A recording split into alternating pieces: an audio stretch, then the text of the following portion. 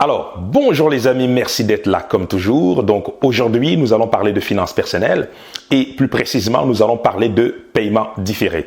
Quand je parle de paiement différé, je sous-entends ce mode de paiement qui consiste à, plutôt que de payer le montant total d'un produit ou d'un service qu'on vient d'acheter, on décide effectivement de répartir ce montant sur plusieurs paiements, donc sur 4 mois, 5 mois, 12 mois, voire 24 mois, suite à une entente avec le fournisseur de ce produit ou de ce service. Voilà. Donc, avant d'aller plus loin, si tu n'es pas déjà abonné à la chaîne, je t'invite à cliquer en bas sur le bouton s'abonner.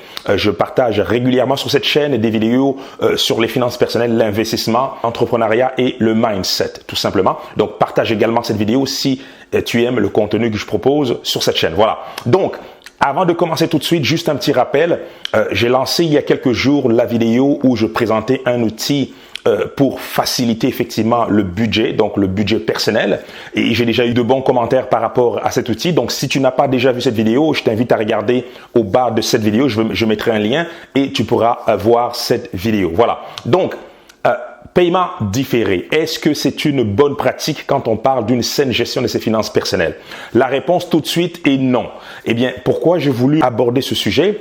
Simplement parce que j'ai entendu plusieurs fois dire, en tout cas certaines personnes qui semblaient dire ou qui semblaient penser que le fait de payer de manière différée, donc sur plusieurs paiements, sur plusieurs mois, était une manière pour ces personnes de économiser de l'argent ou encore d'avoir une bonne pratique quand on parle de finances personnelles. Voilà. Donc, j'ai du mal à comprendre en fait le concept. Donc, certaines personnes m'ont même fait comprendre qu'elles épargnaient de cette manière-là. Voilà. Donc, même si aujourd'hui j'ai encore du mal à comprendre d'où vient la notion d'épargne, quand on parle de paiement différé, en tout cas, j'ai entendu parler de ce concept à plusieurs reprises, donc j'ai décidé de aborder avec toi aujourd'hui mon point de vue, mon opinion par rapport à ça. Voilà. Donc, la réponse rapide est simplement que le fait de faire un paiement différé n'est pas forcément une bonne pratique quand on parle de finances personnelles. Pourquoi?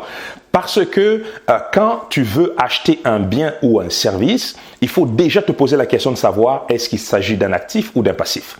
Un actif, rapidement, on parle d'un achat qui va te ramener de l'argent en retour. Un passif, on parle d'une dépense sèche. Voilà. Donc, si la réponse est passif, donc si tu veux acheter un passif, premièrement, il faut savoir est-ce que tu as les moyens de ce passif. Est-ce que ce passif fait partie intégrante d'un budget personnel, justement. Donc, à ce sujet, je te rappelle encore d'aller voir ma vidéo sur l'outil pour faire son budget. Voilà. Donc, est-ce que cet achat est inclus dans un budget bien défini? Sinon, tu pars déjà sur une mauvaise direction. Voilà. Mais finalement, si tu décides d'acheter ce bien, il faut que tu comprennes une chose, c'est que le fait de différer le paiement dans le temps n'est pas forcément une bonne pratique quand on parle de finances personnelles. Pourquoi? Parce que tu vas finalement tromper ton cerveau, tu vas tromper tes habitudes, c'est-à-dire que tu vas acheter un bien et tu vas consommer ce bien, ou consommer ce service et ton cerveau va passer déjà à autre chose. Tu seras déjà en train de penser à la prochaine dépense, au prochain bien ou au prochain service que tu vas acheter, alors que tu n'as pas encore fini de payer le bien que tu viens juste d'utiliser et tu l'as déjà oublié. Mais tu as encore des obligations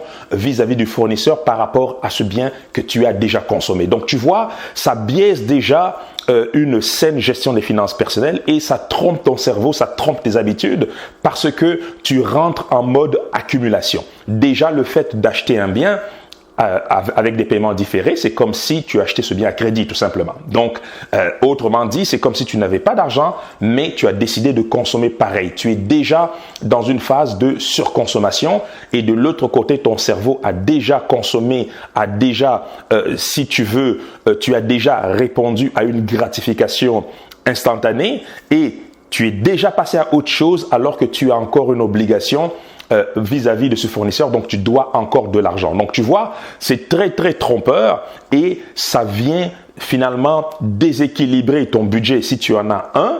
Si tu n'en as pas, c'est encore pire, c'est que tu es comme ça en mode accumulation de dépenses, tu es en mode déficit et tu t'en rends pas compte tout simplement. Voilà. Je déconseille vivement le fait de devenir un partisan des achats à paiement différé. Voilà. Je vais quand même faire une nuance parce que il y a certains types de biens compte tenu de leur prix élevé et compte tenu des besoins réels que nous avons vis-à-vis de ce produit ou de ce service, on peut être amené à justement souscrire à un contrat à paiement différé. On peut parler par exemple de l'achat d'une voiture dans certains cas. Dans d'autres cas, on peut parler de l'achat d'un bien immobilier. Eh bien, dans le cas qui nous intéresse aujourd'hui, donc le but de ma vidéo aujourd'hui n'est pas réellement de parler de ce type de bien-là, même si ça nous empêche pas de faire nos devoirs quant à savoir si nous faisons une bonne affaire quand vient le temps d'acheter un bien immobilier ou encore une voiture. Mais aujourd'hui,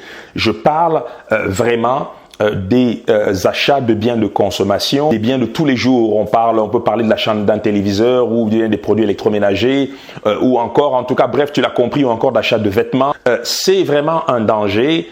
C'est pour cette raison d'ailleurs, je pense que plusieurs personnes ont l'impression que avoir des finances personnelles saines, ont l'impression que avoir un contrôle sur leur argent est mission impossible. C'est simplement parce que ces personnes sont constamment en train de faire des actions et elles ne réalisent pas l'impact négatif de ces actions sur leurs finances personnelles. Voilà. Donc, j'ai déjà eu à dire sur cette chaîne que quand on parle de finances personnelles, tu dois comprendre que c'est simplement un ensemble de concepts simples, un ensemble de principes simples.